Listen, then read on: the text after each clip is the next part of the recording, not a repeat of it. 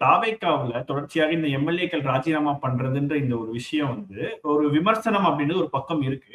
ஆனால் தாவேக்கா தரப்புல இருந்து திமுக, அதிமுக கூட்டணியை உருவாக்க பார்த்தாங்க. விஜய் அவர்களை முதலமைச்சர் ஆக்காம ஒரு சதி செஞ்சாங்க அப்படின்றதும் சரி, இல்ல இப்போ இந்த குதிரை பேரம் திமுக தரப்புல இருந்து நடந்ததா இருக்கும். இது எல்லாமே ஒரு நியாயப்படுத்துற விஷயமா, ஒரு கன்வின்சிங் ஃபேக்டரா அவங்களுக்கு இருக்கா? குறிப்பா மக்கள் கிட்ட அதை எடுத்துட்டு போகும்போது. இது கன்வின்சிங்கா இருக்கவே முடியாது.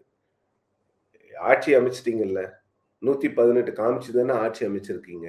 எல்லா ஜனநாயக சக்திகளும் ஒருங்கிணைந்து உங்களுக்கு ஆதரவு கொடுத்திருக்கிறாங்க. காங்கிரஸ் கவர்மெண்ட்ல சேர்ந்துட்டாங்க. விசிகே கவர்மெண்ட்ல சேர்ந்துட்டாங்க. ஐயுஎம்எல் கவர்மெண்ட்ல சேர்ந்துட்டாங்க. இன்னும் என்ன உங்களுக்கு? அப்புறம் என்ன? அப்புறம் ஏன் நீங்க இன்னும் உங்களுடைய எண்ணிக்கையை இன்க்ரீஸ் பண்ணணும்னு நினைச்சுக்கிட்டே இருக்கீங்க? அப்போ உங்களுக்கு நம்ம தனிப்பெரும்பான்மை கட்சியா மாறணுங்கிற எண்ணம் இருக்கிறதுனால தான் அதிமுக எம்எல்ஏக்கள் யார் யார் வராங்களோ அவங்களெல்லாம் ரிசைன் பண்ணிட்டு தாவேக்காவுல சேர வச்சு அவங்கள தாவேக்கா மூலமா டிக்கெட் கொடுத்து அவங்கள சட்டமன்றத்துக்கு அனுப்ப போறீங்க. அது ஒரு பக்கம்.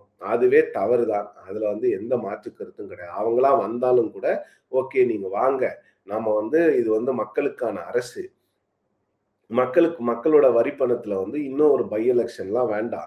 நீங்க இண்டிபெண்டன்ட் மெம்பர்ஸா சட்டமன்றத்துல எப்படி தேமுதிக உறுப்பினர்கள் இண்டிபெண்டன்ட்டா செயல்பட்டாங்களோ, அந்த மாரி நாங்க சட்டமன்றத்துல உங்கள செயல்பட அனுமதிக்கிறோம். நீங்க செயல்படுங்க. மக்களோட வரி பணத்த வீணடிக்க வேணாம்னு தாவேக்கா சொல்லியிருக்கலாம்.